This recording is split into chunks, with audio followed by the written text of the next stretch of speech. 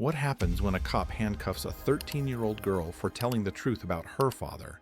He had no idea who was about to walk through that station door. What happened next turned the entire city upside down. Sunday morning was the kind of calm that made you want to pause and breathe. Birds chirped, lawn sprinklers hissed in sync, and the sun sat just right on the rooftops. In a quiet suburban neighborhood outside Charlotte, 13-year-old Amara Jackson stood at the edge of a driveway, holding two heavy grocery bags like a little champion. Yellow jacket zipped up to her chin, glasses slipping down her nose. She smiled at the frail woman beside her. Mrs. Ellen, her elderly white neighbor, leaned on a cane, trying to catch her breath. "Thank you, sweetheart. Your daddy should be proud of you," she said, barely getting the words out.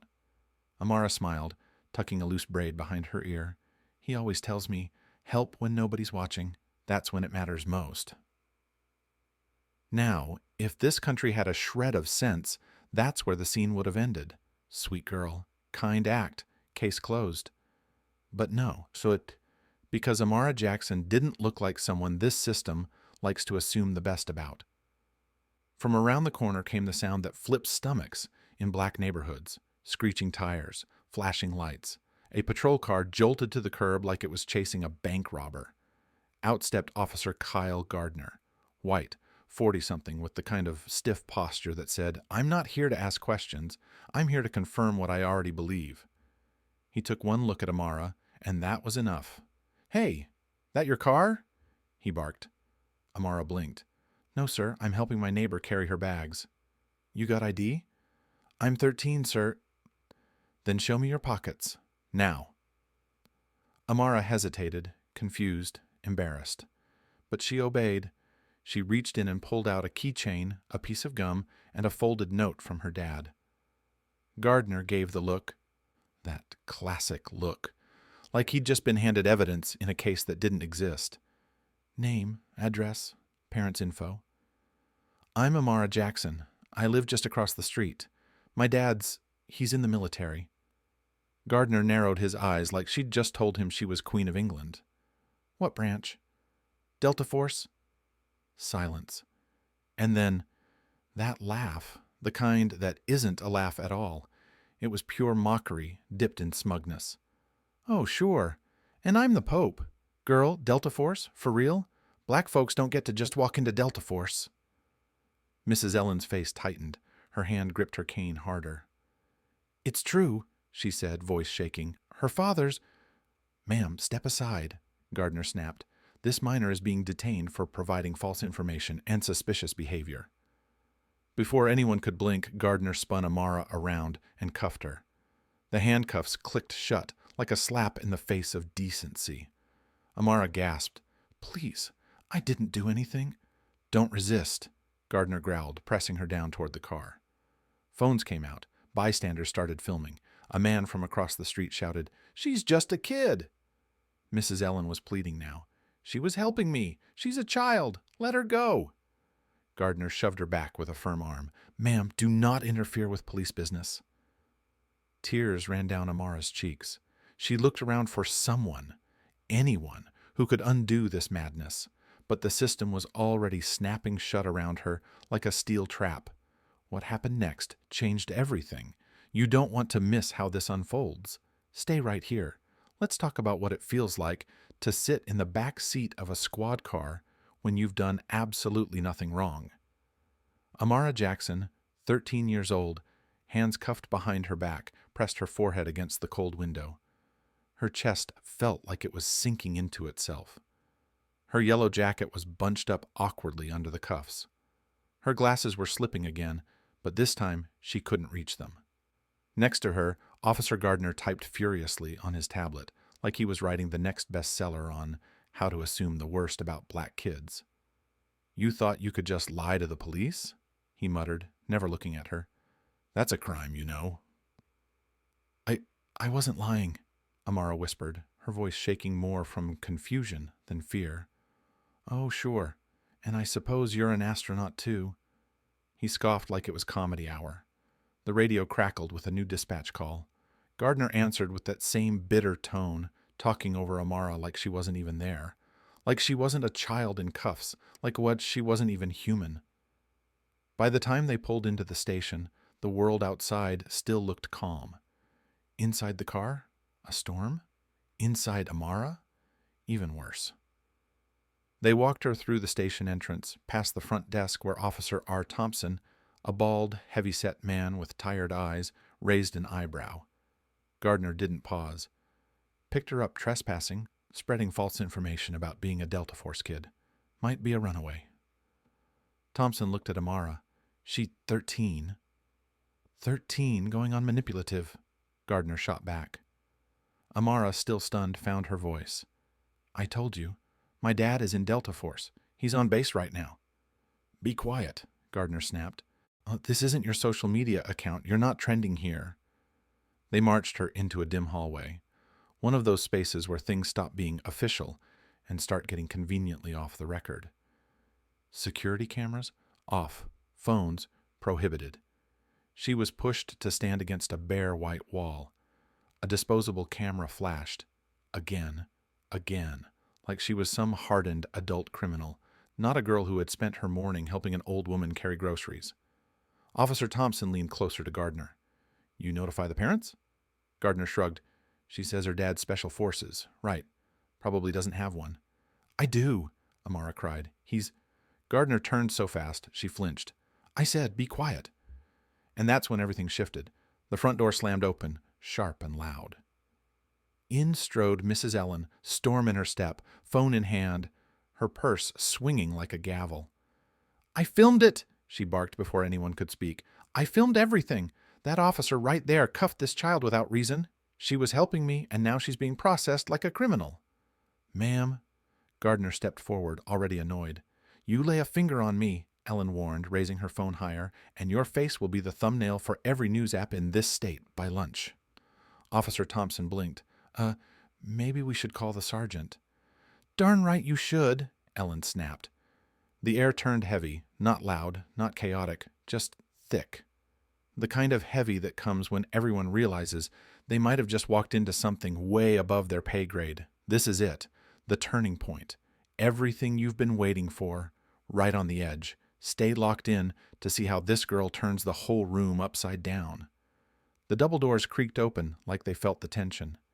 In stepped Sergeant Olivia Mendez, starched uniform, polished boots, eyes sharp enough to slice through nonsense. Latina, early 40s, and the kind of woman who didn't need to raise her voice. Her presence alone could shut a whole room up. She scanned the scene, a 13-year-old black girl with red marks on her wrists, a white officer looking smug, and an elderly woman burning holes in the air with her phone. What's going on here? Mendez asked, calm but clipped. Gardner stepped forward like a kid trying to impress the principal. Suspect provided false information, claimed her father is in Delta Force. I detained her for obstruction. Mendez tilted her head slightly. And? And it's an obvious lie, he added. No record, no verification. So I took her in. Silence. Mendez turned to Amara, and for the first time that day, someone looked her directly in the eyes. Not through her, not around her. At her. You, Amara? She asked, voice steady. Yes, ma'am. Give me your father's phone number. Amara recited it without hesitation. The number came out clear, like muscle memory. It wasn't a number she memorized for school. It was his number, her constant. Mendez nodded and walked away without another word. She disappeared into her office like a judge entering chambers. The door closed. And then, silence. Gardner leaned against the wall, arms folded, wearing a half smile, like this was just another day at the job. He looked over at Amara with the confidence of a man who had never been held accountable. Ever. But when the door opened again, just 2 minutes later, the air shifted. Sergeant Mendez's face was different now. No more neutral calm. Her jaw was tight. Her eyes didn't blink. Gardner, she said, my office, now.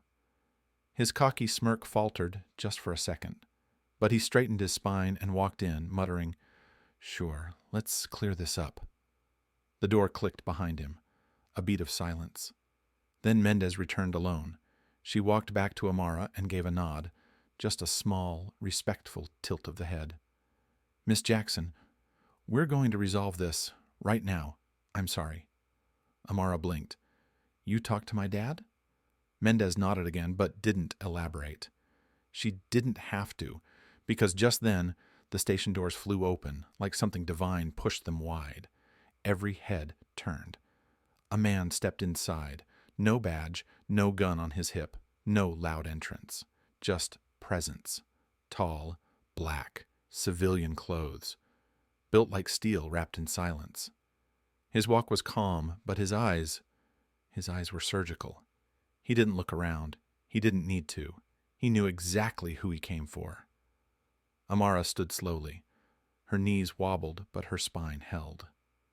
The man walked to her, gently reached for the cuffs, and removed them himself. No rush, no drama. Just a father undoing the insult done to his child. Daddy! He wrapped his arms around her, held her tight, like she was glass and storm all at once.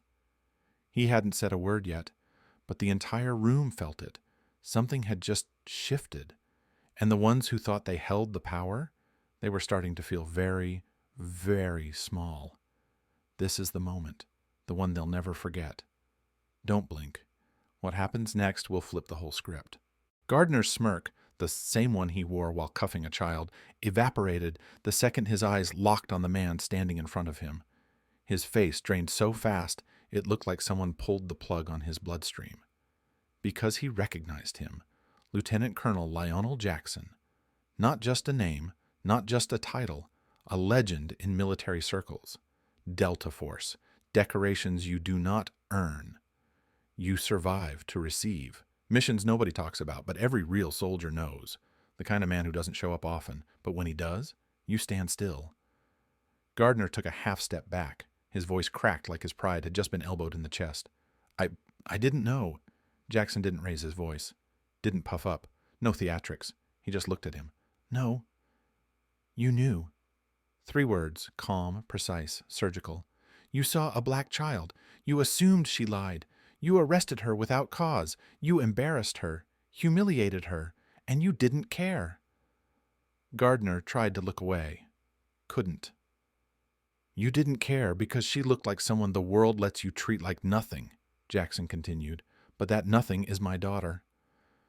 Across the room, Sergeant Mendez stood completely still. Her hands clenched at her sides. Not in fear, in reckoning. You could feel it. That invisible line between following the rules and realizing the rules were never made to protect everyone equally. Officer Thompson? He was staring at the floor like it owed him an explanation. Gardner tried again.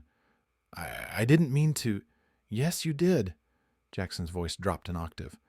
You meant to, because you could, because you thought no one would see. He turned to the room. But someone saw. She saw. The people on the street saw. That woman over there saw. He nodded toward Mrs. Ellen, who was now holding her phone like a mic at a press conference. And then came the line that changed everything. And now, the whole city's about to see. Mrs. Ellen gave a slight nod. Already seeing. I sent the footage to 4 newsrooms before I walked in here. Gardner swallowed hard. That was the moment the fear kicked in. Not the kind that comes from being yelled at. The kind that comes from realizing you're no longer protected by your badge, that the uniform doesn't cover what's coming next. He opened his mouth, but Jackson lifted a hand, smooth. No anger, no violence. Just power. Don't speak, he said. Right now, your silence is the smartest thing in the room. The station stayed frozen for a moment. A quiet so sharp, it felt like the building itself was holding its breath. Because everyone understood what had just happened. Justice didn't knock. It walked in. By sunrise, the precinct wasn't just buzzing, it was boiling. Phones rang non-stop. Reporters crowded the sidewalk. Every desk had a screen open to the same headline. Delta Force officer's daughter wrongfully arrested. Justice demands answers. The video was everywhere. Local news ran it on loop. National outlets picked it up before noon. Morning talk shows debated it. Social media, a storm. Hashtags trending, celebrities reposting, veterans from every branch, black, white, Latino, lined up behind one name, Lieutenant Colonel Lionel Jackson. And just as loudly, behind another name, shamefully, unmistakably, Officer Kyle Gardner. By 10:47 a.m., the district attorney's office had announced a full review of the arrest and department protocols. By lunch, Gardner was officially placed on leave pending investigation. That smug badge? Gone. Sergeant Mendez, the same woman who once stood silent in uniform, called a press conference herself. She didn't read from a script, no cue cards, just raw truth. We failed a child. We failed her because we failed to question our assumptions. And for that, we owe her not just an apology, we owe her change. Her words echoed far beyond that press room. Officer Thompson? Quietly transferred to another precinct. No ceremony, no send-off. Just gone. But none of that touched as deep as what happened the next morning.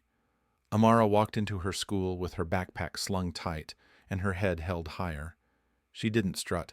She didn't pretend to be proud. She just walked with that quiet strength her father carried into that station the day before. In her locker, she found dozens of notes. We saw what they did. We believe you. You matter.